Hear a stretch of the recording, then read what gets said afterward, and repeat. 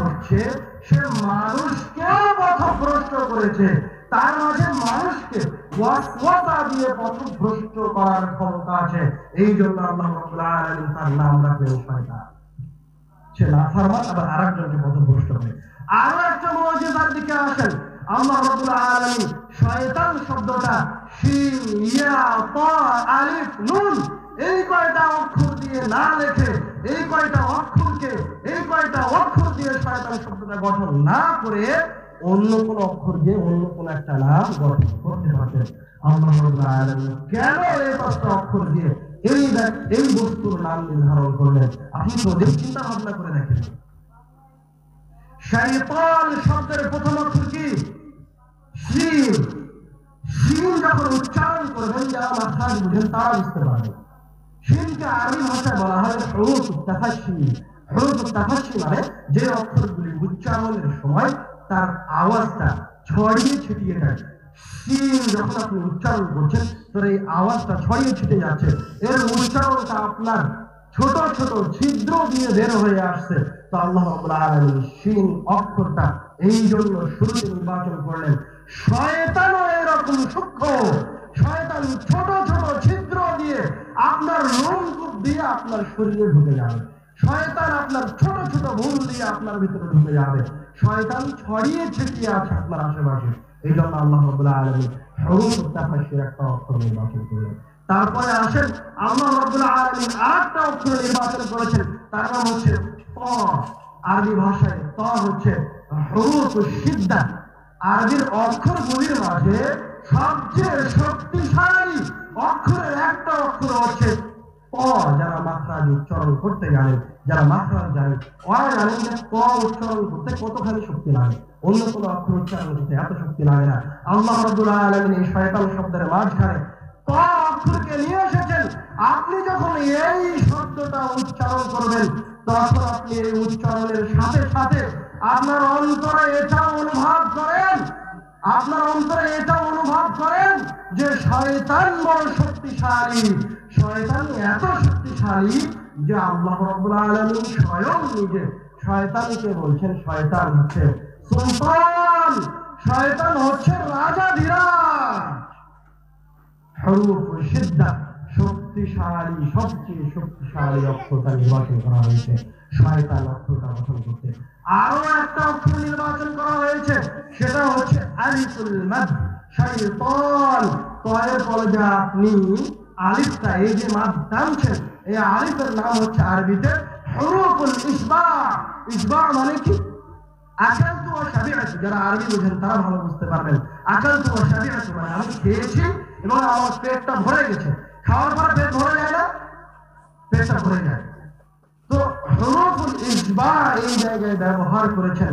আপনি যখন শয়তান উচ্চারণ করবেন, তখন আপনি হুরুফুল ইসবা একদম পরিপূর্ণ রূপে শব্দটা যখন উচ্চারণ করবেন, তখন আপনি এটা অনুধাবন করবেন যে যার নাম আপনি উচ্চারণ করছেন, যার নাম আপনি মুখ দিয়ে উচ্চারণ করছেন, ওই বস্তুটা ভ্রষ্টতা, পাপাচার আর মানুষকে ওয়াসওয়াসা দেওয়ার শক্তি দিয়ে ভরপুর।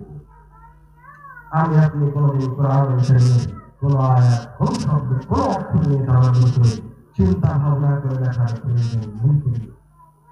আমরা বলছিলাম আল্লাহ রাব্বুল আলামিন কুরআনুল কিতাব, কুরআনুল কারীম তেলাওয়াত করতে বললেন, তেলাওয়াত শুরু করতে বললেন শয়তান থেকে আশ্রয় চেয়ে।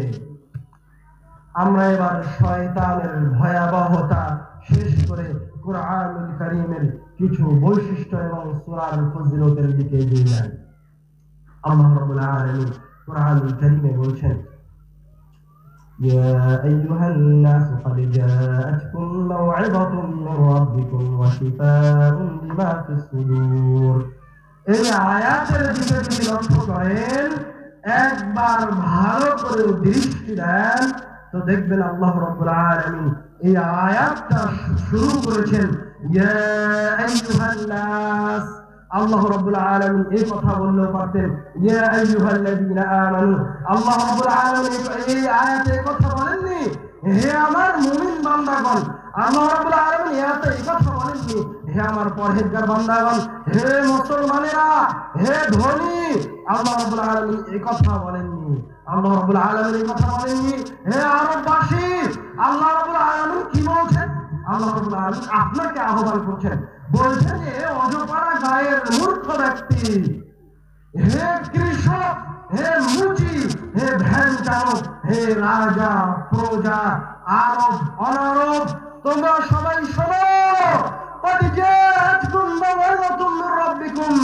তোমার প্রতিপালকের পক্ষ থেকে একটা কিতাব এসেছে, ওই কিতাবটা হচ্ছে উপদেশ দিতে পারে। হে ইহুদি, খ্রিস্টান, নাস্তিক, বৌদ্ধ, হিন্দু, মুসলমান, ঈমানদার, বেঈমান, তোমরা শোনো, তোমাদের কারো যদি কোন প্রকার উপদেশের প্রয়োজন হয় তাহলে তোমরা এই কিতাবের কাছে আসো। এই কিতাবে তোমাদের জন্য উপদেশ রয়েছে। তোমরা যদি এই কিতাবের কাছে আসো তো এই কিতাব তোমাদেরকে সবচেয়ে উত্তম উপদেশ প্রদান করবে। তারপরে কি করবে?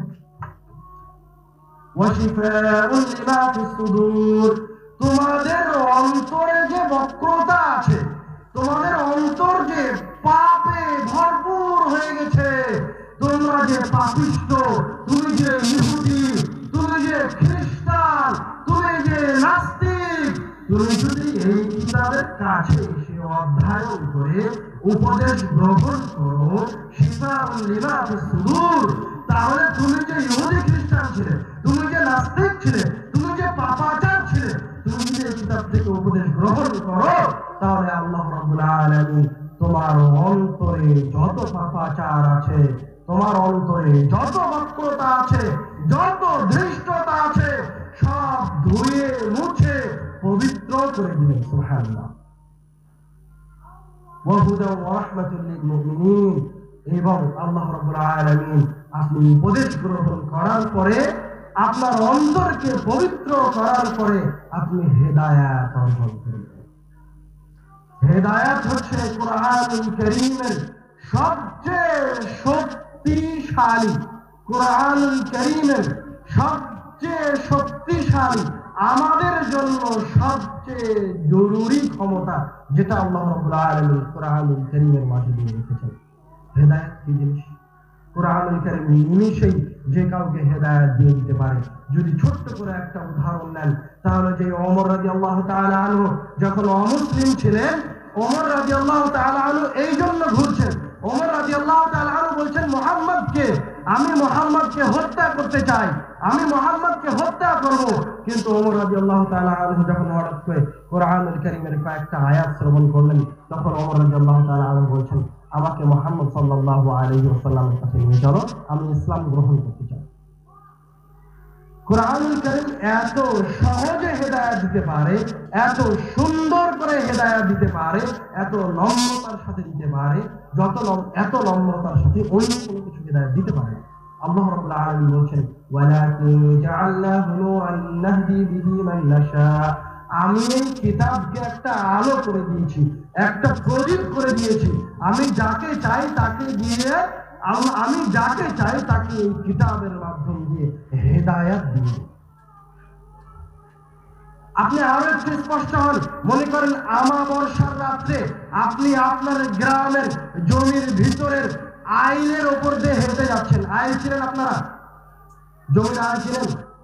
ওই যে ধানের জমির মাঝখানে দুইভাবে ভাগ করে দেওয়ার জন্য একটা উঁচু জায়গা থাকে, একদম সংকীর্ণ, এটাকে বলে আইল। তো আপনি আমাবস্যার রাত্রে কুটকুটে ঘন অন্ধকারের ভিতরে আপনার হেরোকিনটা নিয়ে ওই আইলের উপর দিয়ে হেঁটে যাচ্ছেন। যেতে যেতে আপনার হেরোকিনের আলোটা নিভে গেছে। এবার আপনি যদি ওই রাস্তা দিয়ে ওই আলের উপর দিয়ে চলতে চান তো আপনি পিছিয়ে পড়ে যাবেন, সঠিকভাবে সঠিক রাস্তায় আরামে পৌঁছতে পারবেন না।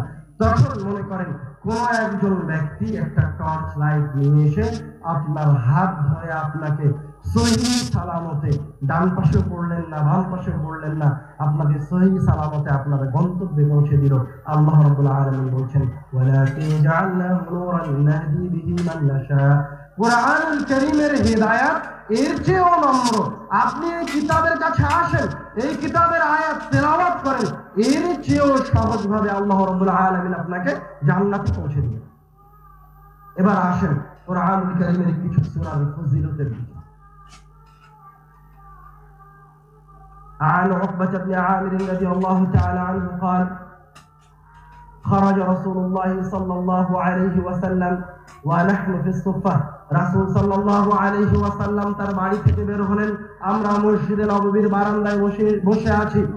রাসূল সাল্লাল্লাহু আলাইহি ওয়াসাল্লাম আমাদেরকে এসে বলছেন, আফালা ইয়াগদু আহাদুকুম ইলা রাসূল সাল্লাল্লাহু আলাইহি ওয়াসাল্লাম আমাদেরকে এসে বললেন, তোমাদের মাঝে কি এমন কেউ আছে যে বুধহান অথবা আতিক নামক বাজারে গিয়ে কোন প্রকার পাপ কাজে লিপ্ত না হয়ে আত্মীয়তার সম্পর্ক ছিন্ন না করে এই দুইটি বাজারে গিয়ে ফ্রিতে বিনামূল্যে সবচেয়ে দামি উঁচু কুচ বিশিষ্ট দুইটি উটনীকে নিয়ে আসবে? তোমাদের মাঝে কি এরকম কেউ আছে যে এরকম বড় পুরস্কার পেতে চায়? তখন সাহাবায়ে কেরাম বলছেন, কুল্লুনা মুহিব্বু যালিকা ইয়া রাসূলুল্লাহ, হে আল্লাহর রাসূল, আমরা সবাই তো এটা ভালোবাসি, আমরা সবাই তো এটা চাই, ফ্রিতে বিনামূল্যে সবচেয়ে দামি দুটি উটনী পাওয়া যাবে। তখন রাসূল সাল্লাল্লাহু আলাইহি ওয়াসাল্লাম বলছেন, আফালা ইয়াগদু আহাদুকুম ইলাল মসজিদ, তোমাদের মাঝে থেকে এই যে মানুষ, এই যে মুসলমানেরা আমার সামনে বসে আছে, তোমাদের মাঝে থেকে কেউ যদি মসজিদে গিয়ে ইউআল্লিম আও ইয়াকরা আয়াতাইন মিন কিতাবিল্লাহ খায়রুন লাহু মিন নাকাতাইন, কেউ যদি আপনাদের মাঝে থেকে কেউ যদি মসজিদে গিয়ে দুইটি আয়াত তেলাওয়াত করে অথবা দুইটি আয়াত আরেকজনকে শিখিয়ে দেয়, বিনিময়ে আল্লাহ রাব্বুল আলামিন আপনারা আমলনামায় সবচেয়ে দামি মূল্যবান উঁচু কুচ বিশিষ্ট উটনীর সমপরিমাণ নেকি আপনার আমলনামায় লিখে দিবেন। সুবহানাল্লাহ। তারপর রাসূল সাল্লাল্লাহু আলাইহি ওয়াসাল্লাম বলছেন, وثلاث خير من ثلاث واربع خير له من اربع ومن اعدادهن من الابل, এইভাবে আপনি যতগুলি আয়াত মসজিদে গিয়ে তেলাওয়াত করবেন অথবা যতগুলি আয়াত মসজিদে গিয়ে আরেকজনকে শিখিয়ে দিবেন, আপনার প্রত্যেকটা আয়াতের বিনিময়ে আপনার আমলনামায় একটা করে সবচেয়ে দামি উটনীর সমপরিমাণ নেকি লেখা হতে থাকবে। সুবহানাল্লাহ।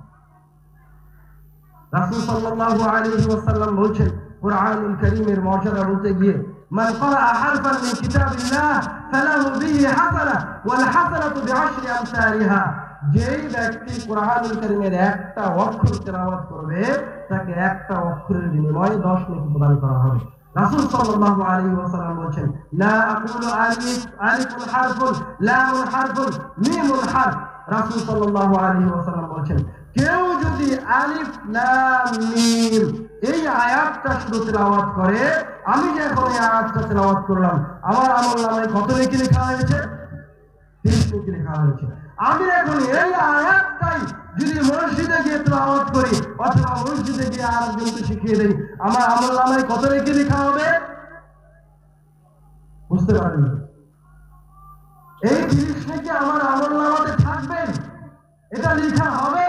পাশাপাশি মসজিদে গিয়ে তেলাওয়াত করার জন্য এই আয়াতটা তেলাওয়াত করার জন্য অথবা এই আয়াতটা আরেকজনকে শিখিয়ে দেওয়ার জন্য আমার আমলনামায় এই 10 নেকির পাশাপাশি একটা উট আল্লাহর রাস্তায় যদি আমি সাদকা করে দিলে যত নেকি হতো, আমি একটা উট জবাই করে আপনাদেরকে খাওয়ালে যত নেকি হতো, ফি সাবিলিল্লাহ দান করে দিলে যত নেকি হতো, আল্লাহ রাব্বুল আলামিন আমার আমলনামায় ততখানি নেকি লিখে দিবেন মসজিদে গিয়ে তেলাওয়াত করার জন্য।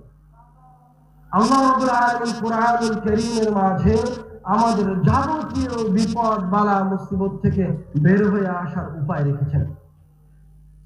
عن عقبة بن عامر رضي الله تعالى عنه قال بينما أنا أسير مع رسول الله صلى الله عليه وسلم, عقبة رضي الله تعالى عنه বলেছেন, আমি রাসূল সাল্লাল্লাহু আলাইহি ওয়াসাল্লামের সাথে সফরে বের হয়েছি। আমি রাসূল সাল্লাল্লাহু আলাইহি ওয়াসাল্লামের সাথে সফরে বের হয়ে জুহফা এবং আবওয়া নামক দুইটি জায়গার মাঝামাঝিতে পৌঁছেছি। ইদা গাশিয়াতনা রিহুন ওয়া যুলমাতুন শাদীদা, এমন অবস্থায় প্রচন্ড ঝড় শুরু হলো এবং চতুর্দিকে অন্ধকার ছেয়ে গেল। فجعل رسول الله صلى الله عليه وسلم يتعوذ بأعوذ برب الفلق وأعوذ برب الناس, এইরকম কঠিন পরিস্থিতি থেকে, এইরকম ভয়ঙ্কর পরিস্থিতি থেকে নিজেদেরকে বাঁচানোর জন্য রাসূল সাল্লাল্লাহু আলাইহি ওয়াসাল্লাম সূরা নাস আর সূরা ফালাক তেলাওয়াত করতে লাগলেন এবং উকবা রাদিয়াল্লাহু তাআলা আনহু বলেন, ইয়া উকবা তাআওয়াজ বিহিমা কামা তাআওয়াযা মুতাআওযিদুন বিমিসলিমা, উকবা তুমিও এই দুইটি সূরা তেলাওয়াত করে আল্লাহ রাব্বুল আলামিনের কাছে এই বিপদ থেকে আশ্রয় প্রার্থনা করো। ফালা তাআওয়াযা মুতাআওযিযুন লিমিথলিহিমা, কেননা বিপদ থেকে বাঁচার জন্য, বিপদ থেকে বাঁচতে চাইলে এই দুইটি সূরার চেয়ে শক্তিশালী কোন দোয়া নেই, কোন ফরিয়াদ নেই। তো আপনি যদি বিপদ থেকে বাঁচতে চান তো কি করবেন? সূরা নাস আর সূরা ফালাক তেলাওয়াত করবেন। عن أمامة الباهلي رضي الله تعالى عنه قال أمامة الباهلي رضي الله تعالى عنه قال رسول الله صلى الله عليه وسلم رسول صلى الله عليه وسلم বলেছেন من قرأ آية الكرسي دبر كل صلاة مكتوبة, যেই ব্যক্তি 5 ওয়াক্ত ফরজ সালাতের পরে আয়াতুল কুরসি তেলাওয়াত করবে, লাম ইয়ামনাহু মিন দুখুলিল জান্নাতি ইল্লা আল মাউত, ওই ব্যক্তিকে জান্নাতে যেতে কোনো কিছুই বাধা দিতে পারবে না, তার মৃত্যু ব্যতীত। বুঝতে পারেননি? লাম ইয়ামনাহু মিন দুখুলিল জান্নাতি ইল্লা আল মাউত, আপনি 5 ওয়াক্ত সালাতের পরে আয়াতুল কুরসি তেলাওয়াত করেন, তো আপনি এখনো জান্নাতে যাননি কেন? মারা যাননি তাই। আপনি মারা গেলেই জান্নাতে চলে যাবেন, তা না? সুবহানাল্লাহ। রাসূল সাল্লাল্লাহু আলাইহি ওয়াসাল্লাম এসে জিজ্ঞাসা করছেন, আয়াজিজু আহাদুকুম আন ইয়াকরা ফি লাইলাতিন সুরাতুল কুরআন, তোমাদের মাঝে কি এমন কোন ব্যক্তি আছে যে প্রত্যেক রাত্রে, তোমাদের মাঝে কি এমন কোন ব্যক্তি আছে যে 10 পারা কোরআন তেলাওয়াত করতে পারে না রাত্রে? এমন কোন ব্যক্তি আছে? তখন সাহাবায়ে কেরাম বলেন, কাইফা যালিকা ইয়া রাসূলুল্লাহ, হে আল্লাহর রাসূল, কিভাবে 10 পারা কোরআন তেলাওয়াত করা সম্ভব এক রাত্রে? তাই কি সম্ভব? 10 পারা মানে কোরআনুল কারীমের 3 ভাগের 1 ভাগ। এবার রাসূল সাল্লাল্লাহু আলাইহি ওয়াসাল্লাম সহজ করে দিচ্ছেন। রাসূল সাল্লাল্লাহু আলাইহি ওয়াসাল্লাম বলেন, কুল হুয়াল্লাহু আহাদ তা'দিলু সুলুসাল কোরআন, তুমি যদি শুধুমাত্র কুল হুয়াল্লাহু আহাদ সূরাটা তেলাওয়াত করো, তাহলে আল্লাহ রাব্বুল আলামিন তোমাকে কোরআনুল কারীমের 3 ভাগের 1 ভাগ তেলাওয়াত করলে যত নেকি হতো, 10 পারা কোরআন তেলাওয়াত করলে যত নেকি হতো, শুধুমাত্র কুল হুয়াল্লাহু আহাদ সূরা তেলাওয়াত করলে তোমার আমলনামায় তত নেকি লিখে দিবেন। এখন আপনি যদি কুল হুয়াল্লাহু আহাদ এই সূরাটি 3 বার তেলাওয়াত করেন, তাহলে আল্লাহ রাব্বুল আলামিন পুরো কোরআনুল কারীম খতম করলে যত নেকি হতো তত নেকি আপনার আমলনামায় লিখে দিবেন। একজন সাহাবী রাসূল সাল্লাল্লাহু আলাইহি ওয়াসাল্লামকে এসে বলছে, ইয়া রাসূলুল্লাহ, ইন্নী উহিব্বু হাযিহি সূরা কুল হুয়াল্লাহু আহাদ, হে আল্লাহর রাসূল, আমি কুল হুয়াল্লাহু আহাদ এই সূরাটি পড়তে ভালোবাসি, আমি এই সূরাটি খুব ভালোবাসি। রাসূল সাল্লাল্লাহু আলাইহি ওয়াসাল্লাম বলেন, ইন্না হুব্বাকা ইয়াহা খালাকাল জান্নাহ, এই সূরার প্রতি ভালোবাসা তোমাকে জান্নাতে নিয়ে চলে যাবে। এক সূরার প্রতি ভালোবাসা আপনাকে জান্নাতে নিয়ে চলে যাবে। عن أمامة الباهلي رضي الله تعالى عنه قال أمامة الباهلي رضي الله تعالى عنه قال رسول الله صلى الله عليه وسلم رسول صلى الله عليه وسلم বলেছেন, اقرأوا القرآن, তোমরা কোরআন তেলাওয়াত করো, فإنه يأتي يوم القيامة شفيعا لأصحابه, কেননা কোরআনুল কারীম কিয়ামতের দিনে তোমাদের জন্য শাফাআত করতে আসবে। ইকরাউ যারাওয়াইন, তোমরা বিশেষভাবে উজ্জ্বল শক্তিশালী 2টি সূরাকে তেলাওয়াত করো। 2টি সূরা শক্তিশালী উজ্জ্বল 2টি সূরা কি? আল বাকারা ওয়া সূরাত আলে ইমরান। তোমরা সূরা বাকারা আর সূরা আলে ইমরান তেলাওয়াত করো। কেন? ফাইন্নাহুমা তাতিয়ান ইয়াউমাল কিয়ামাতি কান্নাহুমা গামামাতান, কেননা এই 2টি সূরা কিয়ামতের দিনে আকৃতি ধারণ করে আসবে। তাদের আকৃতির কথা বলতে গিয়ে রাসূল সাল্লাল্লাহু আলাইহি ওয়াসাল্লাম বলেন, কান্নাহুমা গামামাতান, এই 2টি সূরার আকৃতি হবে 2 খণ্ড মেঘের মতো। আর কান্নাহুমা গায়াতান, এই 2টি সূরার আকৃতি হবে 2টি সামিয়ানার মতো। আর কান্নাহুমা ফিরকানিন মিন তাইরিন সাওয়াব, এই 2টি সূরার আকৃতি হবে ডানা মেলে উড়তে থাকা 2 ঝাঁক পাখির মতো। এই 2টি সূরা কিয়ামতের মাঠে যারা এই 2টি সূরাকে দুনিয়াবী জীবনে তেলাওয়াত করেছে, কিয়ামতের দিনে, কিয়ামতের দিবসে তারা যখন বিপদে পড়বে, তাদের জন্য এই 2টি সূরা আকৃতি ধারণ করে উপস্থিত হবেই হবে। উপস্থিত হয়ে কি করবে? তুহাজ্জানি আন আসহাবিমা, মহান রব্বুল আলামিনের সামনে আপনার দাড়ি পাল্লায় আপনার আমলনামা উঠানো হয়েছে, আপনার পাপের দাড়ি পাল্লা ভারী হয়ে গেছে, আপনার পাপের দাড়ি পাল্লা ভারী হয়ে গেছে। তখন এই দুইটি সূরা আপনার পক্ষ নিয়ে মহান রব্বুল আলামিনের সাথে তুহাজ্জানি আলা আসহাবিহিমা, স্বয়ং আল্লাহর সাথে আপনার পক্ষ নিয়ে ঝগড়ায় লেগে যাবে। আপনার পক্ষ নিয়ে আল্লাহ রাব্বুল আলামিনের সাথে ওকালতি করবে। তুহাজ্জানি আলা আসহাবিহিমা, মহান রব্বুল আলামিনকে বলবে, হে আল্লাহ, এই ব্যক্তি দুনিয়াবী জীবনে আমাকে তেলাওয়াত করেছে, তুমি তাকে জাহান্নামে দিতে পারো না, তুমি এই ব্যক্তিকে জাহান্নামে দিতে পারো না। দুনিয়াতে এই ব্যক্তি আমাকে তেলাওয়াত করেছে। এই দুইটি সূরা আপনার পাপের পাল্লা ভারী হয়ে গেলেও আপনার জন্য আল্লাহ রাব্বুল আলামিনের সাথে ঝগড়া করে আপনাকে জান্নাতে নিয়ে চলে যাবে। তার নাম সূরা বাকারা আর সূরা আলে ইমরান। আপনি মনে হয় এখনো সূরা বাকারা আলে ইমরানের শাফাআতের শক্তিমত্তা বুঝতে পারেননি। আপনি যদি এদের শাফাআতের শক্তিমত্তা বুঝতে চান তো রাসূল সাল্লাল্লাহু আলাইহি ওয়াসাল্লামের শাফাআতের ঘটনায় আসেন। এই হাদিসটা রাসূল বলেছেন, শাফাআতের ওই হাদিস রাসূলের বলা। ওই হাদিসে কি বলেছেন? কোন নবী রাসূল প্রথম যখন বিচার কার্য শুরু করা হবে, ওই বিচার কার্য শুরু করার জন্য কোন নবী রাসূল শাফাআত করার সাহস করবেন না।